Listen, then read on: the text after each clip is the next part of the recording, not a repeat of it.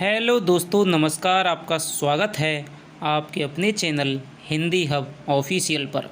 आज की इस कक्षा में हम छायावाद काल की गद्य विधाओं का हम अध्ययन करने वाले हैं।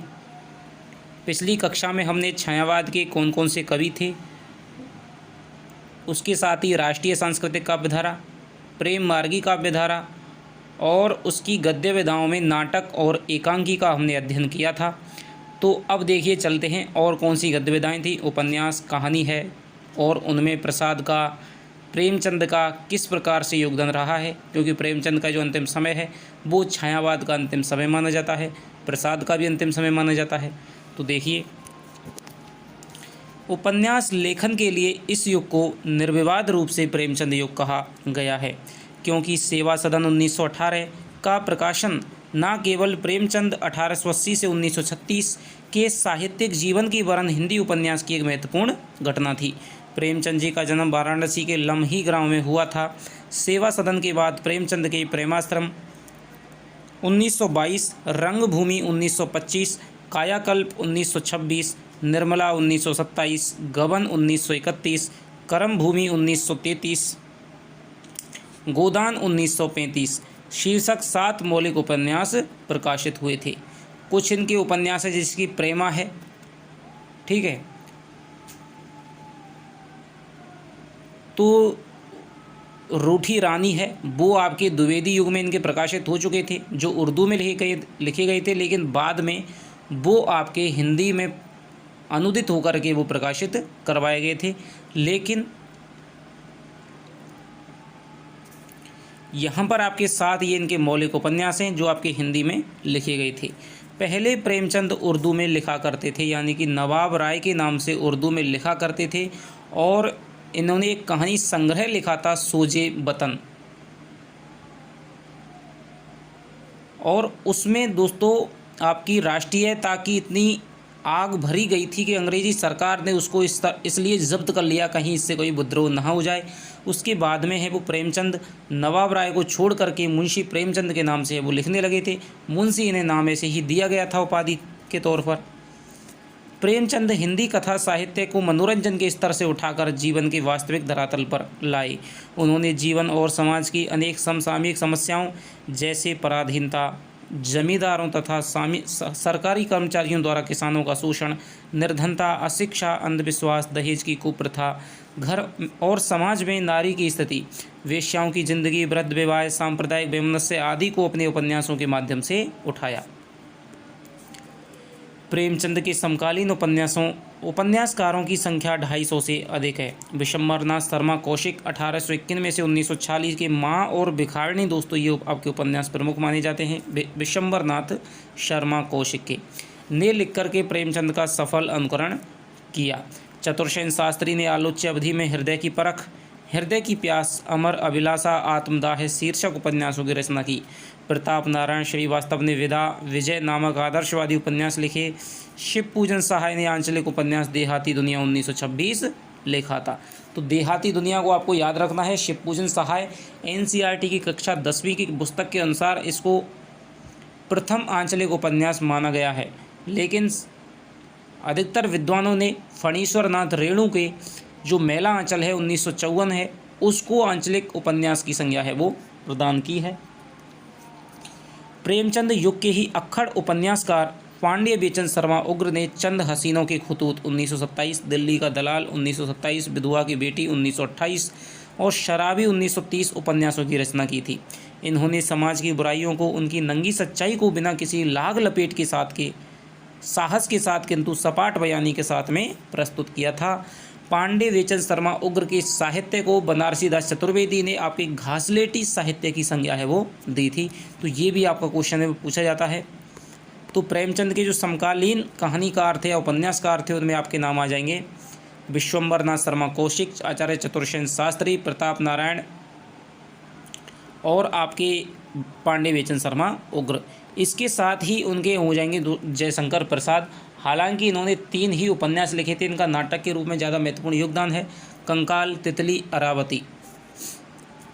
उग्र के ही अनुकरण पर ऋषभ चरण जैन ने वर्जित विषयों पर दिल्ली का कलंक, दिल्ली का व्यभिचार, वेश्यापुत्र, रहस्यमयी आदि उपन्यास लिखे थे। इस प्रकार अनूपपाल मंडल ने पत्रात्मक प्रविधि में समाज की वेदी पर और रूपरेखा नामक उपन्यास लिखे। प्रेमचंद के समकालीन उपन्यासकारों में जयशंकर प्रसाद भी उल्लेखनीय है। इन्होंने कंकाल 1929 में, तितली 1934 में उपन्यासों की रचना की। कंकाल इनका विशेष उल्लेखनीय है, जो कि यथार्थवाद की दोस्तों एक बहुत बड़ी झलक इसमें दिखाई देती है। इरावती इनका पूर्ण उपन्यास है। प्रेमचंद का मंगल सूत्र है, वो इनका पूर्ण उपन्यास है, ठीक है। और आपके सूर्यकांत त्रिपाठी निराला उनकी चोटी की पकड़ है, वो इनका पूर्ण उपन्यास है सूर्यकांत त्रिपाठी निराला का। हिंदी उपन्यास को प्रेमचंद युग छायावाद काल में ही नई दिशा देने का सफल प्रयास जैनेन्द्र ने 1905 से 1988 ने किया था। इन्होंने परख 1929 में, सुनीता 1935 में, त्यागपत्र 1937 में उपन्यासों में व्यापक सामाजिक जीवन को विषय न बनाकर व्यक्ति मन की शंकाओं, उलझनों और गुत्थियों का चित्रण किया है। तो दोस्तों जो जैनेन्द्र हैं वो आपके थोड़ी मनोवैज्ञानिकता की तरफ है, वो उपन्यास को व्यक्तिवाद की तरफ है, उपन्यास को ले जाते हैं। इस काल के अन्य उपन्यासकारों में राधिका रमण, प्रसाद सिंह, राम रहीम,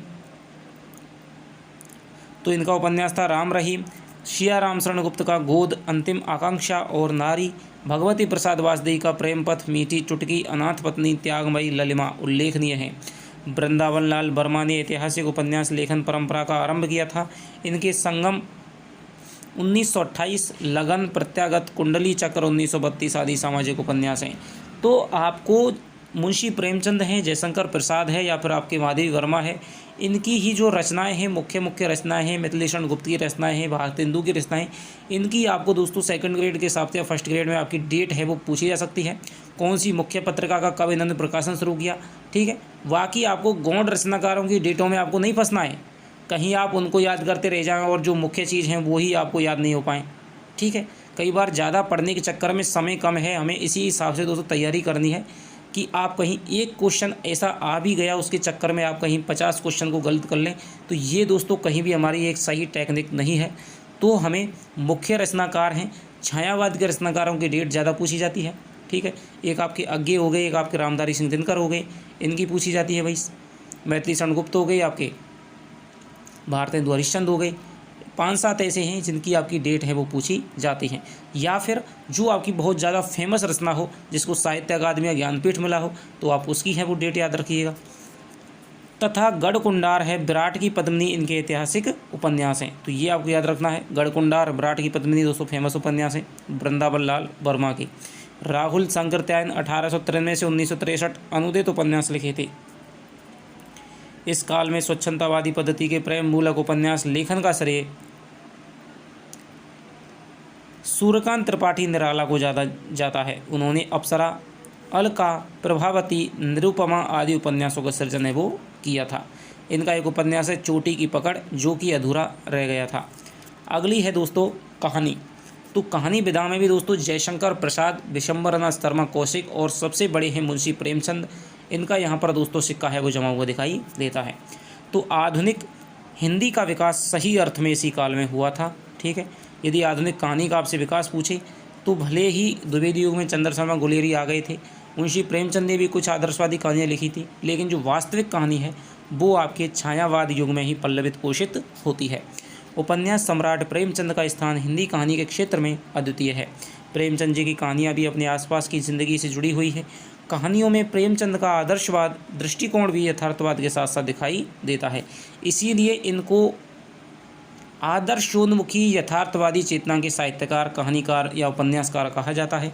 इन्होंने लगभग 300 कहानियाँ लिखी थी, जिनमें प्रमुख हैं बलिदान 1918 में, आत्माराम 1920 में, बूढ़ी काकी 1921 में, विचित्र होली 1921 में, गृहदाय 1922 में, हार की जीत ये 1922 में थी, परीक्षा 1923 में, आप बीती 1923 में, उद्धार 1924 में, सवा सिर गेहूँ 1924 में, शतरंज के खिलाड़ी आपको याद रखनी है 1924 में, माता का हृदय 1924 में, कजाकी 1926 में, सुजान भगत 1927 में, इस्तीफा 1928 में, अलगोजा 1928 में, पूस की रात है दोस्तों ये आपकी बेस्ट कहानी है, यथार्थवादी कहानी और आपके पाठ्यक्रम में लगी हुई है, तो ये आपको याद रखनी है 1930 में, तावान 1931 में, होली का उपहार है 1931 में। ठाकुर का कुआं है, ये आपको याद रखनी है 1932 में।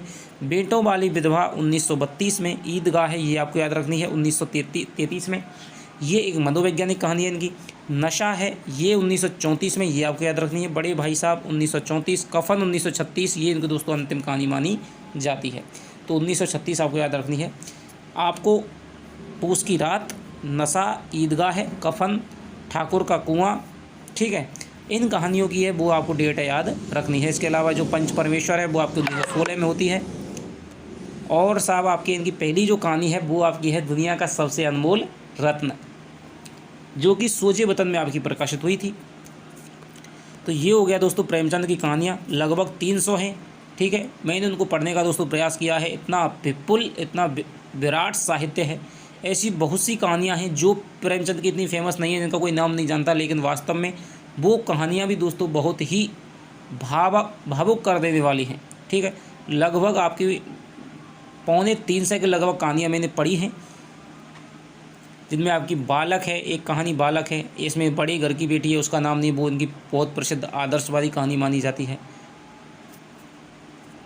एक आपकी इनकी दहेज के ऊपर है, उसमें दोस्तों उस समय इस प्रकार की मान्यता का चित्रण करना बहुत ही कठिन है कि उस समय दहेज को है वो दुनिया के सामने दिखावा किया जाता है कि हम दहेज नहीं ले रहे हैं, दहेज नहीं ले रहे हैं, लेकिन अंदर ही अंदर है वो दहेज लिया जाता है। तो उस समय दोस्तों इस प्रकार की बातें उसमें बताई गई है। तो चलिए, इस काल में दूसरे प्रमुख कहानीकार जयशंकर प्रसाद माने जाते हैं। इनका प्रथम कहानी संग्रह आया था ग्राम 1911 हिंदू में। इनकी प्रथम कहानी है वो ग्राम 1911 में छपी थी। उनकी कहानियों में जीवन के सामान्य यथार्थ को कम और स्वर्णिम अतीत के गौरव को अधिक स्थान मिला है।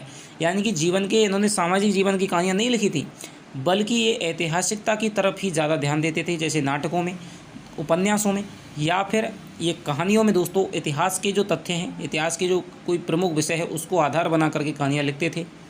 इसीलिए प्रेमचंद को अपनी पत्रिका में लिखना पड़ा था कि जो प्रसाद हैं वो तो हमेशा हैं गड़ी मुर्दे उखाड़ते रहते हैं। प्रतिध्वनि, तो इनका दोस्तों आपसे क्रम पूछ लिया जाता है कौन कौन से कहानी संग्रह इनमें से नहीं है, तो पाँचों की पाँचों आपको कहानी संग्रह इनके याद रखने हैं।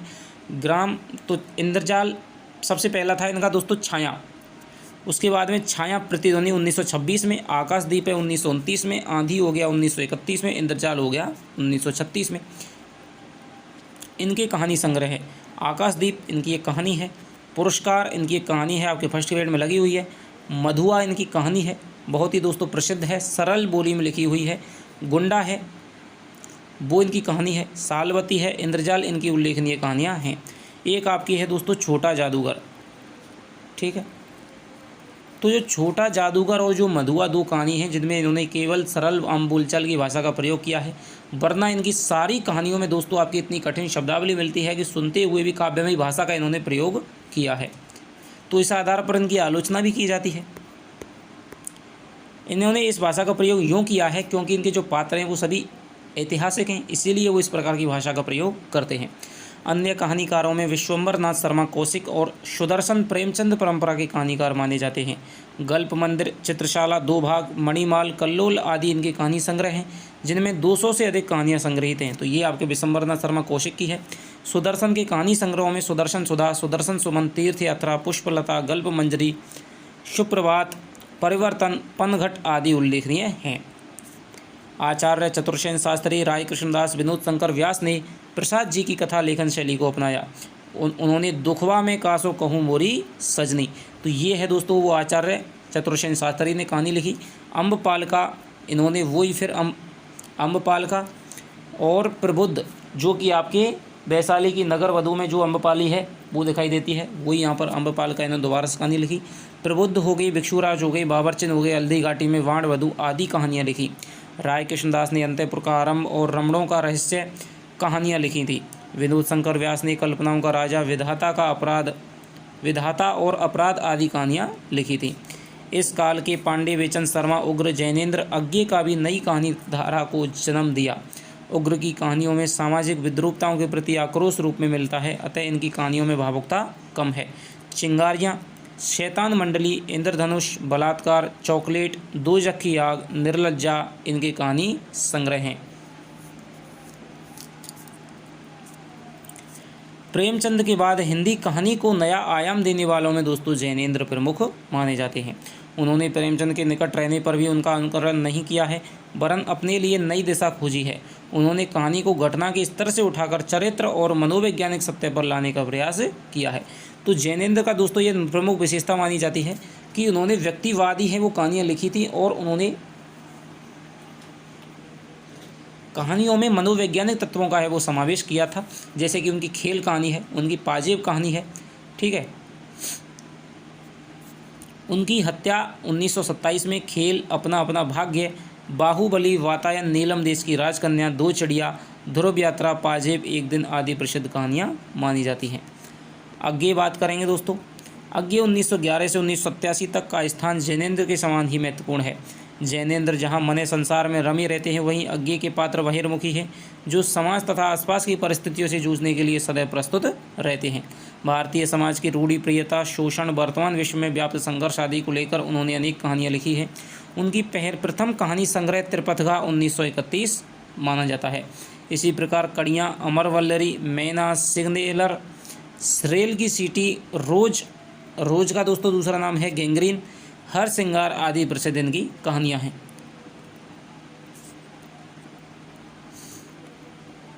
इस युग के अन्य कहानीकारों में राधिका रमण प्रसाद सिंह, भगवती प्रसाद वाजपेयी, निराला पंत, राहुल संकृतैन, सुभद्रा कुमारी चौहान, शिवरानी देवी, उषा देवी मित्रा, चंद्रगुप्त, विद्यालंकार, विष्णु प्रभाकर आदि उल्लेखनीय हैं। राधिका रमण सिंह ने कानों में कंगना दोस्तों लिखकर के प्रसिद्धि प्राप्त की थी। इनकी कहानी संग्रह गांधी टोपी, भगवती प्रसाद वाजपेयी की मधुपर्क, दीपमालिका, हिलोर, मिठाई वाला, हृदयगति, तारा, स्वप्नमयी, शबनम आदि कहानियाँ उल्लेखनीय हैं। भगवती चरण वर्मा की कहानियाँ इंस्टॉलमेंट 1936 में संग्रहित हैं। निराला ने श्रीमती गजानंद शास्त्रिणी, पद्मा, लिली और पंत जी ने पानवाला नामक कहानी लिखी थी। तो पद्मा तो दोस्तों निराला की है, लेकिन एक मिस पद्मा है वो आपकी मुंशी प्रेमचंद की है। राहुल सांकृत्यायन का कहानी संग्रह सतमी के बच्चे 1935 है। नारी लेखिकाओं में सुभद्रा कुमारी चौहान की कहानियाँ सामाजिक पारिवारिक जीवन के व्यावहारिक चित्रण के लिए विशेष प्रसिद्ध हैं। विखरे मोती 1932 में, उन्मादनी 1934 इनके कहानी संग्रह हैं। शिवरानी देवी का कहानी संग्रह कौमुदी 1937 है। ये आपके मुंशी प्रेमचंद की पत्नी है शिवरानी देवी। उषा देवी द्वितीय पत्नी है। उषा देवी मित्रा की भावुकता भरी कहानियाँ 1933 ईस्वी के आसपास प्रकाशित हुई। इनमें पीयू कहाँ, मूर्त, मृदंग, गोधूली, देवदासी, मन का मोह आदि प्रमुख हैं। चंद्रगुप्त, विद्यालंकार की कहानियाँ गोरा, बचपन, संदेह, आंसू, शराबी, भय का राज्य, पगली, ताड़ का पत्ता, मास्टर जी विशेष उल्लेखनीय मानी जाती हैं। अब बात करेंगे दोस्तों हम निबंधों की। तो आपका जो कहानी से यदि क्वेश्चन बनता है तो वो आपका दोस्तों प्रसाद से बन जाएगा, मुंशी प्रेमचंद से बन जाएगा, जैनेंद्र से बन जाएगा, ठीक है। एक आज जो प्रमुख कहानी ऐसे कानों में कंगना है वो किसकी है? राधिका रमण प्रसाद सिंह की है। लेकिन प्रवृत्तियों से आपके क्वेश्चन है वो ज़्यादा बनने वाले हैं, तो ये आप याद रखिएगा। काव्य से आपके क्वेश्चन है वो ज़्यादा बनने वाले हैं। पहली कहानी है, इस प्रकार से आपके क्वेश्चन है बनेंगे, मतलब किसको, प्रेमचंद जी कौन से कहानीकार माने जाते हैं? यथार्थवादी, आदर्शवादी या फिर आदर्श उन्मुखी यथार्थवादी। इस प्रकार के जो क्वेश्चन आपके ज़्यादा बनेंगे बजाय तथ्यात्मकता के, ठीक है। कहानी आंदोलन में तो कहानी आंदोलन पूछ लिए जाएंगे आपके समांतर, पिछली बार पूछा भी गया था, ठीक है। तो निबंध अब बात करते हैं। इस युग के सबसे प्रमुख निबंधकार हैं आचार्य रामचंद्र शुक्ल, जिन्होंने निबंध विधा को चरमोत्कर्ष प्रदान किया था। इनके निबंध चिंतामणि के 2 खंडों में संकलित हैं। प्रथम भाग में 3 प्रकार के निबंध हैं: मनोविकार विषयक, साहित्य सिद्धांत विषयक और साहित्यालोचन विषयक। मनोविकार संबंधी निबंधों में आचार्य जी ने अत्यंत गंभीर मुद्रा में उत्साह, श्रद्धा, भक्ति, करुणा, लज्जा, ग्लानि, लोभ, प्रीति, ईर्ष्या, भय आदि भावों का विश्लेषण किया है। इनके आपके निबंध हैं दोस्तों, आपके 3 निबंध आपके लगे हुए हैं सेकंड ग्रेड में। उनको भी दोस्तों हम विस्तार से व्याख्या के साथ में पढ़ेंगे। बिल्कुल भी आप चिंता ना लें, आपको तो मैं जो काम दे रहा हूं उसको ही आप करते रहें। और दोस्तों एक बात कहना चाहूँगा, थोड़ा सा आप रीट की तरफ भी दोस्तों रुक कर दें। भले ही आप सोच रहे हो कि भाई वैसे ही पास हो जाएगा, लेकिन फिर भी दोस्तों संस्कृत ऐसी चीज़ है, ठीक है। आपकी जो भी सेकंड लैंग्वेज है, इंग्लिश हो चाहे वो संस्कृत हो, मुझे लगता है हिंदी वालों ने ज़्यादातर संस्कृत ही वो चुनते हैं। तो संस्कृत है आपकी, हिंदी है, ठीक है, साइकोलॉजी है, उसमें शिक्षण विधियाँ बहुत आती हैं आपकी, और जीके है। तो थोड़ा सा दोस्तों कुछ ऐसे पार्ट हैं जैसे कि भारत का इतिहास है, वो आपके सेकंड ग्रेड में नहीं है, तो वहाँ पर भी आप इन चीज़ों को देखना शुरू कर दें। पॉलिटिकल के कुछ ऐसे टॉपिक हैं, तो रीट की भी दोस्तों साथ साथ है वो 1 महीने तक आप तैयारी है। थोड़ा सा हिंदी को हम थोड़ा सा यहाँ ब्राम देना चाहेंगे, ठीक है, जिससे कि आपकी जो तैयारी है वो बाधित नहीं हो। इस तरफ आपको लास्ट की जो आपका 1 महीना है वहाँ पर आपको रीट पे दोस्तों ज़्यादा फोकस करना है, जिससे कि आपकी जो पास मार्क है वो हो जाएंगे। और उसके बाद में दोस्तों एकदम से हम टूट पड़ेंगे सेकंड ग्रेड की तैयारी पर, ठीक है। हालांकि आपकी क्लासें हैं वो चलती रहेंगी, जिससे कि आपका है वो निरंतर बना रहे। शुक्ल जी का विशद पांडित्य, प्रौढ़ चिंतन, सूक्ष्म विश्लेषण, व्यापक अनुभव सब कुछ अपने उत्कर्ष पर पहुंचा हुआ दिखाई देता है। इनके निबंधों में प्रांजल साहित्यिक भाषा का प्रयोग दृष्टव्य है। ललित निबंध की दृष्टि से गुलाब राय 1888 से 1963 की कुछ रचनाएं उल्लेखनीय हैं। ठलुआ क्लब, तो दोस्तों मैंने आपको बताया था कि ठलुआ क्लब है वो बाबू गुलाब राय की निबंध है। चक्कर क्लब है वो आपके यशपाल का निबंध है। और ठलुआ बुद्धिजीवी है वो आपके विजय देव नारायण शाही का है। मैंने आपको टेलीग्राम ग्रुप में ये सब चीज़ें भेजी भी थी, ठीक है। तो इस प्रकार मिलती जुलती रचनाओं को आप बिल्कुल ध्यान रखें, क्योंकि इस बार हैं ऐसी रचनाएं आपसे पूछ ली जाती हैं। फिर निराशा क्यों, मेरी असफलताएं आदि संग्रहों में कुछ श्रेष्ठ व्यक्तिगत निबंध संकलित हैं। मेरा मकान, मेरे नपिताचार्य, मेरी देनकी का एक पृष्ठ, प्रीति भोज आदि निबंध ललित निबंधों की सभी विशेषताओं से युक्त हैं। पद्मलाल पुन्नालाल बख्शी ने भी कतिपय व्यक्तिगत निबंध लिखे हैं जो पंचपात्र में संग्रहित हैं। इसमें संकलित अतीत स्मृति उत्सव, रामलाल पंडित श्रद्धांजलि के 2 फूल आदि निबंधों में लेखक की भावुकता, आत्मीयता तथा व्यंग्यपूर्ण प्रतिक्रिया का सुंदर समन्वय मिलता है। अन्य ललित निबंधकारों में शांति प्रिय द्विवेदी, शिवपूजन सहाय, पांडे वेचन शर्मा उग्र, रघुवीर सिंह और माखनलाल चतुर्वेदी के नाम लिए जाते हैं। अब बात करेंगे हम समालोचना की। तो इस काल में समालोचना का साहित्य एक नवीन कलेवर ग्रहण करता है। इस काल की समालोचना साहित्य का परिष्कार और परिमार्जन करने का श्रेय आचार्य रामचंद्र शुक्ल जी को ही है। इनकी पहली सैद्धांतिक आलोचना कृति काव्य में रहस्यवाद इसी युग में प्रकाशित हुई थी। शुक्ल जी ने भारतीय और पाश्चात्य साहित्य शास्त्र का गंभीर अध्ययन किया था। उन्होंने हिंदी में पहली बार अपने ग्रंथ रस मीमांसा, दोस्तों बहुत बार पूछा जाता है रस मीमांसा किसका है, रस विवेचन को मनोवैज्ञानिक आधार इन्होंने प्रदान किया है, ठीक है। तो ये इनकी दोस्तों विशेष उल्लेखनीय मानी जाती है। जब हम काव्य शास्त्र पढ़ते हैं, रस टॉपिक जब हम पढ़ते हैं दोस्तों, तो उसमें रस को मनोवैज्ञानिक आधार पर विवेचन करने वाले आचार्य रामचंद्र शुक्ल हैं, और उसे पाश्चात्य संदर्भों में भी रस को है विवेचित किया है। इस काल में सैद्धांतिक आलोचकों में लक्ष्मी नारायण सुधांशु भी उल्लेखनीय है। काव्य में अभिव्यंजनावाद उनका आलोचना ग्रंथ है।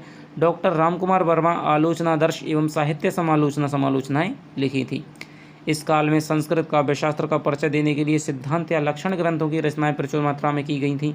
इसमें जगन्नाथ दास प्रताप भानु का रस रत्नाकर 1919, अलंकार दर्पण 1936, गुलाब राय का नवरस 1921, विश्वनाथ प्रसाद मिश्र का काव्यांग कौमुदी 1924, भगवान दीन का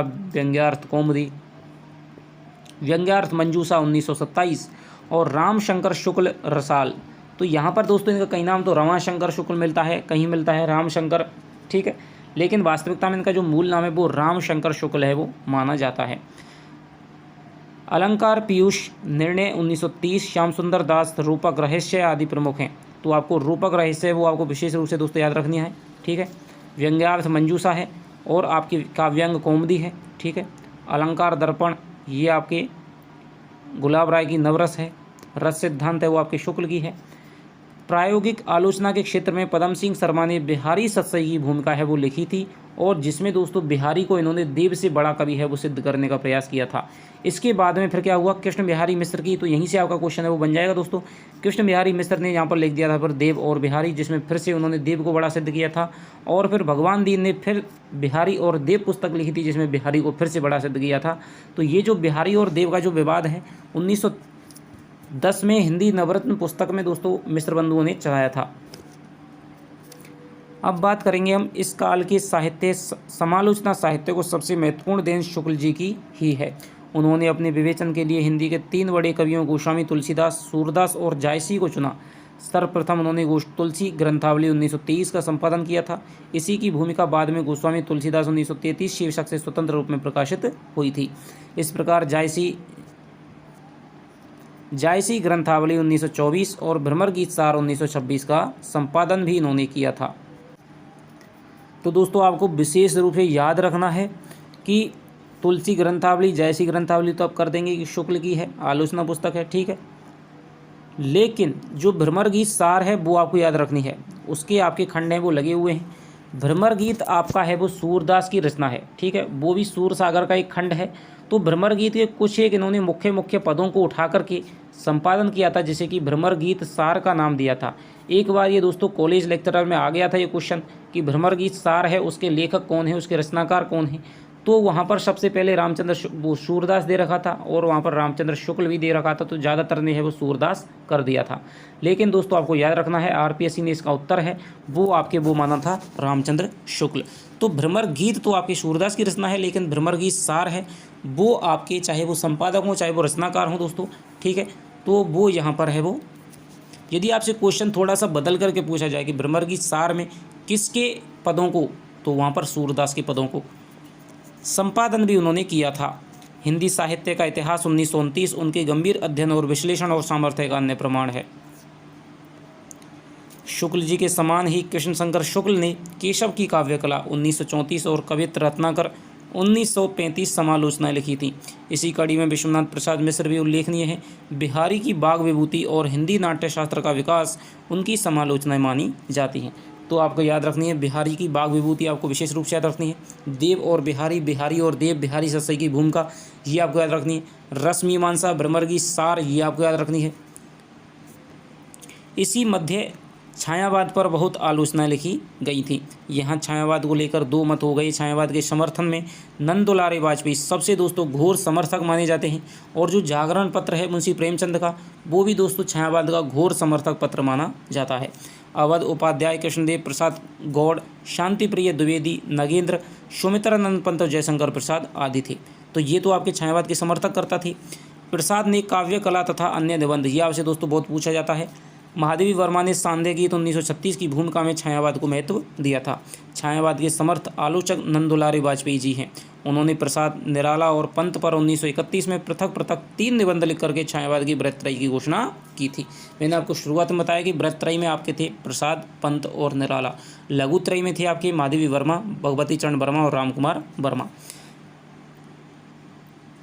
शांति प्रिय द्विवेदी जी ने हमारे साहित्य निर्माता, कवि और काव्य साहित्य की 3 आलोचना ग्रंथ लिखे। नगेंद्र जी ने सुमित्रानंद पंत पर 1938 में है वो पुस्तक लिखी थी। तो यहाँ पर ये दोस्तों आपकी आलोचना है, उसका यहाँ पर है वो पूरा का पूरा सिस्टम दिखाई देता है।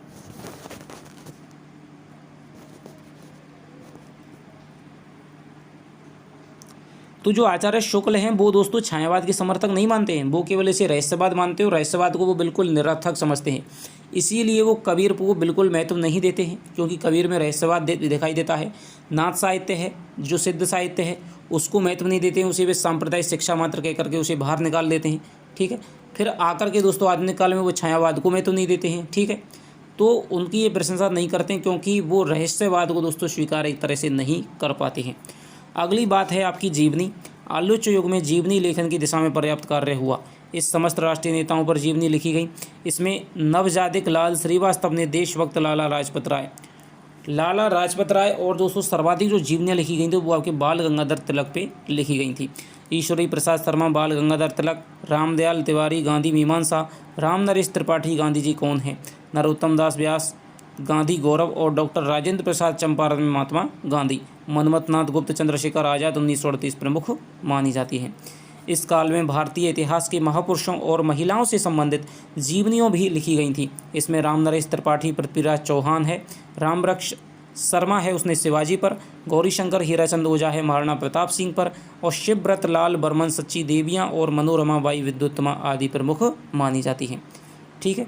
तो सेकंड ग्रेड में तो आपकी जो जीवनी विधा है वो आपकी नहीं लगी हुई है, लेकिन यदि फर्स्ट ग्रेड में तो आपकी लगी हुई है, तो आपको ये ध्यान देनी है। अब बात करते हैं हम दोस्तों आत्मकथा की। अपनी जीवनी लिखना आत्मकथा है, यानी कि जीवनी और आत्मकथा में अंतर क्या है। यदि आप किसी और के बारे में, जीवन घटना के बारे में लिखते हैं तो वो हो जाएगी जीवनी, ठीक है, किसी प्रसिद्ध व्यक्ति के बारे में लिखी जाती है। जबकि आत्मकथा है वो आप कोई भी लिख सकता है, या ये भी दोस्तों प्रसिद्ध व्यक्ति है उनकी ही ज़्यादा सर्वाधिक मान्य होती है। तो आत्मकथा में तो हम अपने जीवन के बारे में लिखते हैं, और जीवनी में दोस्तों हम दूसरों के बारे में लिखते हैं। हिंदी में इस विधा का आरंभ है वो बनारसी दास जैन ने अर्धकथानक 1914 से किया था। तो ये दोस्तों इसकी जो डेट है वो यहाँ पर गलत है, वो दे रखी है लगभग आपकी 17वीं शताब्दी में, 1710 है, ठीक है। बनारसी दास जैन है, उन्होंने अर्ध कथानक है वो 17वीं शताब्दी में लिखी थी, जिसे हिंदी की है वो पहली आत्मकथा स्वीकार किया जाता है। ये पद्यात्मक रचना थी। गद्य में सत्यानंद अग्निहोत्री ने मुझमें देव जीवन का विकास 1910, स्वामी दयानंद जीवन चरित्र 1917 आत्मकथा लिखी थी। छायावाद युग में भाई परमानंद ने आप बीती, मोहनदास करमचंद गांधी ने आत्मकथा 1923, नेताजी सुभाष चंद्र बोस ने तरुण के स्वप्न 1935 उल्लेखनीय आत्मकथाएं लिखी थी। तो आत्मकथा का जो विकास है दोस्तों वो छायावाद के बाद में ही ज़्यादा दिखाई देता है। तो ये आपको याद रखनी है। बनारसी दास हिंदी की पहली आत्मकथा का गौरव किसे प्राप्त है? तो अर्ध कथानक है वो हिंदी की पहली आत्मकथा निर्विवाद रूप से मानी जाती है, जिसके लेखक हैं बनारसी दास जैन। अगला है आपका यात्रा वृत्तांत। तो छायावाद युग में यात्रा वृत्तांत भी खूब लिखे गए। श्री राम नारायण मिश्र समय 1876 से 1953, गणेश नारायण सोमानी, स्वामी सत्यदेव परिव्राजक और कन्हैयालाल मिश्र आर्योपदेशक, शिव प्रसाद सिंह गुप्त, राहुल संकरतैन, शेठ गोविंद दास आदि ने इस विधा को खूब समृद्ध किया था। तो सर्वाधिक दोस्तों समृद्ध किया था वो थे आपके राहुल संकरतैन। ये आपके यायावरी प्रकृति के थे, हमेशा घूमते रहते थे और बौद्ध यानी कि जो नेपाल है, तिब्बत है, यहाँ पर इन्होंने बहुत ज़्यादा यात्राएं की थी। राम नारायण मिश्र ने यूरोप यात्रा में 6 मास, गणेश नारायण सोमानी ने मेरी यूरोप यात्रा, इनकी यात्रा वृत्तांत पत्रात्मक शैली में है जो अपनी बेटी को लिखे गए थे। कन्हैयालाल मिश्र ने आर्योपदेशक ने हमारी जापान यात्रा, शिव प्रसाद गुप्त ने पृथ्वी प्रदक्षिणा यात्रा वृत्तांत लिखे थे। इनमें सत्यदेव परिव्राजक तथा राहुल संकरतैन इस युग के प्रमुख यात्रा वृत्तांत लेखक हैं। सत्यदेव ने मेरी जर्मन यात्रा, यात्री मित्र और यूरोप की सुखद स्मृतियां, ज्ञान के उद्यान में नई दुनिया के मेरे अद्भुत संस्मरण 1937, अमेरिका प्रवास की मेरी अद्भुत कहानी नामक यात्रा वृत्तांत लिखे थे। अब राहुल जी द्वारा है तिब्बत में 1.25 वर्ष, मेरी यूरोप यात्रा 1935, मेरी तिब्बत यात्रा ये आपसे दोस्तों बहुत बार पूछी जाती है। तिब्बत की यात्रा है वो आपके राहुल संकरतैन ने की थी। अब बात करेंगे दोस्तों हम संस्मरण और रेखा चित्र, जिनमें आपकी महादेवी वर्मा है, ठीक है, उनका है वो योगदान माना जाता है। इसके अलावा आपके रामवृक्ष बिनीपुरी हो जाएंगे। देखते इस युग में संस्मरण एवं रेखा चित्र भी पर्याप्त मात्रा में लिखे गए थे। सरस्वती में रामकुमार खेमका, कृपानाथ मिश्र, राम प्रसाद, रामनारायण मिश्र, भगवान दीन दुबे, रामेश्वरी नेहरू, श्रीमन नारायण अग्रवाल के संस्मरण प्रकाशित हुए। आचार्य रामदेव ने स्वामी श्रद्धानंद, अमृतलाल चक्रवर्ती ने बाल मुकुंद गुप्त, बनारसी दास चतुर्वेदी ने श्रीधर पाठक पर संस्मरण है वो लिखे थे। तो ये आपको याद रखना है दोस्तों, ये बनारसी दास जैन हैं अर्ध कथानक वाले, ठीक है, और ये आपके बनारसी दास चतुर्वेदी अलग हैं। श्रीधर पाठक पर संस्मरण इन्होंने लिखे थे। सुधा 1921 में प्रकाशित इलाचंद्र जोशी कृत मेरे प्राथमिक जीवन की स्मृतियाँ तथा वृंदावन ब्रह्मा कुछ संस्मरण भी उल्लेखनीय माने जाते हैं। इस युग में संस्मरणात्मक रेखा चित्रों को एक नई विधा का भी प्रचलन हुआ था। तो ये दोस्तों एक विशेष विधा मानी जाती है, ना तो जिसमें संस्मरण की प्रमुख विशेषता मिलती हैं, बल्कि जिसमें दोनों की मिलीजुली विशेषताएं देखने को मिलती हैं, तो उन्हें हम कहते हैं संस्मरणात्मक रेखा चित्र। तो रेखा चित्र और संस्मरण में दोस्तों थोड़ा सा अंतर होता है। रेखा चित्र में रेखाओं के माध्यम से किसी व्यक्ति का है वो जीवन चित्र है वो दिखाया जाता है, जो कि संस्मरण में अपनी यादों के माध्यम से। रेखा चित्र हम वर्तमान में भी किसी का लिख सकते हैं, ठीक है, जो जीवित है, और संस्मरण भी लिख सकते हैं, लेकिन संस्मरण में दोस्तों जो लेखक है उसका संबंध है वो जिस पे लिखा जा रहा है उससे विषय पात्र से रहता है निकट का, लेकिन रेखा चित्र में यह आवश्यक नहीं है। मैं मान लीजिए आज मोदी जी को नहीं जानता हूँ तो मैं मोदी जी का है वो रेखा चित्र लिख सकता हूँ, लेकिन यदि मुझे संस्मरण लिखना है तो उनके साथ में मेरी कोई ना कोई ऐसी पर्सनल यादें होनी चाहिए, उनके साथ में बिताए हुए दिन होने चाहिए, लम्हे होने चाहिए, जिनको मैं संस्मरण कह सकूँ, तभी वो संस्मरण माने जाएंगे। नई विधा का भी प्रचलन हुआ, जिसके विकास में श्रीराम शर्मा है, ये दोस्तों शिकारी जीवन के रचनाकार माने जाते हैं। बनारसी दास चतुर्वेदी, महादेवी वर्मा ने अपना महत्वपूर्ण योगदान दिया। श्रीराम शर्मा ने बोलती प्रतिमा याद कर लीजिए, बिल्कुल दोस्तों वेरी इंपॉर्टेंट, 1937 विशेष उल्लेखनीय है।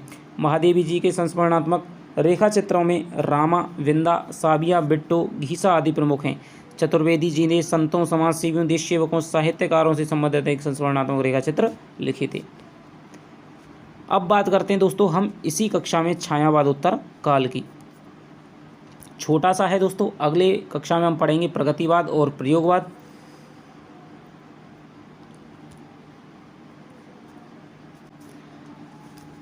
तो छायावाद के बाद के काल को दोस्तों ये है, जैसे 1936 से लगा लीजिए आप 1938 तक, ठीक है, जब तक आपकी प्रगतिवाद है तो उसे छायावादोत्तर काल की ये वो संज्ञा दी जाती है। इस बीच का साहित्य कई वादों और धाराओं से होकर के गुजरा है। यानी छायावाद के काल को कुछ लोग हैं जैसे कि आपके प्रगतिवाद है, प्रयोगवाद है, ये आपके छायावादोत्तर काल में ले देखते हैं, ठीक है। तो रचनाकारों ने नामकरण है वो विभिन्न विद्वानों ने अलग अलग है वो किया है, लेकिन 1936 के बाद का जो काल है उसे छायावादोत्तर काल कहते हैं और उसे फिर विभिन्न भागों में बांटा है, जैसे कि आपके प्रगतिवाद बांट दिया, प्रयोगवाद बांट दिया, नई कविता बांट दिया, ठीक है। विभिन्न प्रकार की जीवन दृष्टियाँ, काव्य की वसंत वस्तु और शिल्प संबंधी मान्यताएं उभरी हैं। इस समय के साहित्य में व्यक्ति अनुभूति की गहनता, सामाजिक अनुभूति की स्फीति, रोमानी दृष्टि, बौद्धिक यथार्थवादी आदि दृष्टियाँ विकसित हुई हैं। बौद्धिकता आपकी प्रयोगवाद की प्रमुख भूमिका मानी जाती है, सामाजिक अनुभूति है, ठीक है, ये आपकी प्रगतिवाद की मानी जाती है।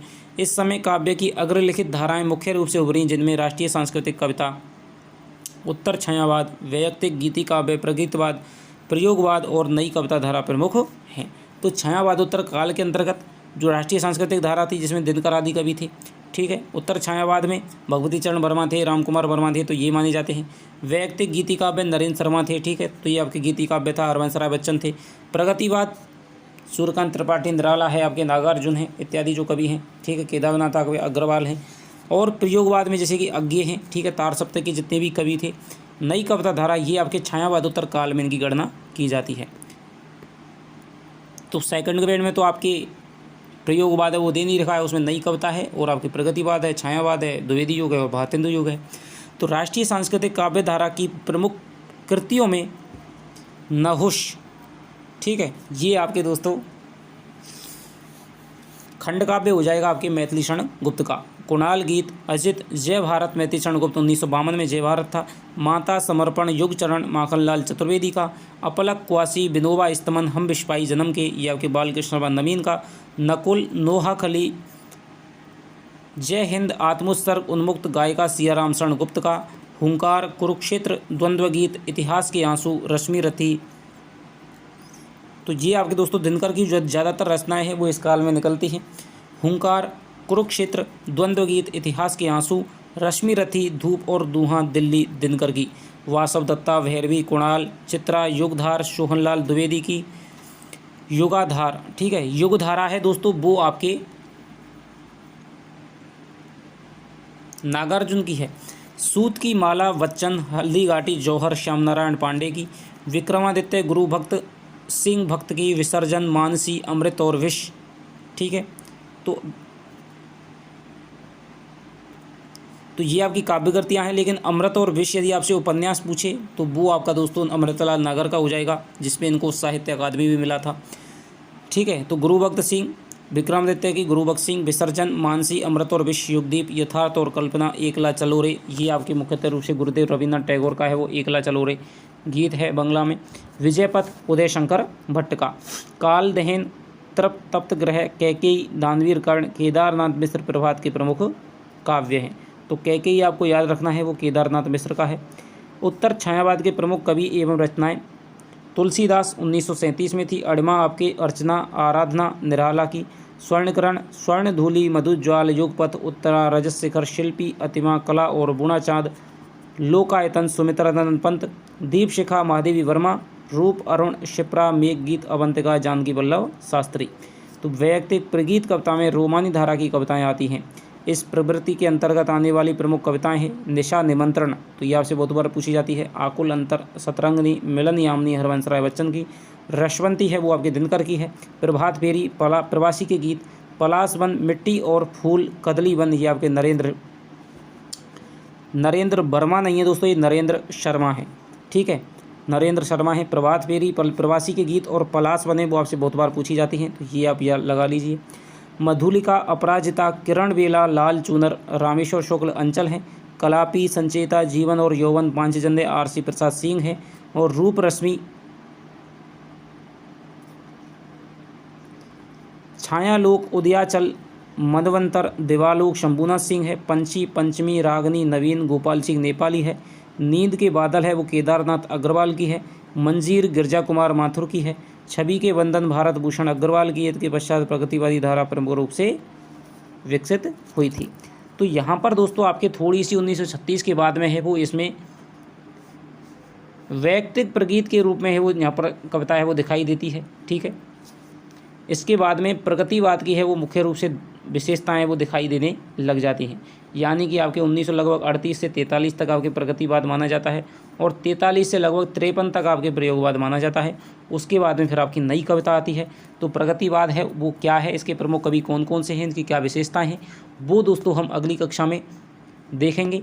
आशा कर रहा हूँ कि दोस्तों आपको ये कक्षा पसंद आ रही होगी। तो यदि दोस्तों पसंद आ रही हो तो वीडियो को दोस्तों थोड़ा सा लाइक कर दिया करें और चैनल पे यदि आप नए हों तो दोस्तों चैनल को प्लीज़ सब्सक्राइब कर लिया करें। तो चलिए आपसे मिलता हूं अगली कक्षा में, तब तक के लिए दोस्तों बाय बाय, जय हिंद, जय भारत।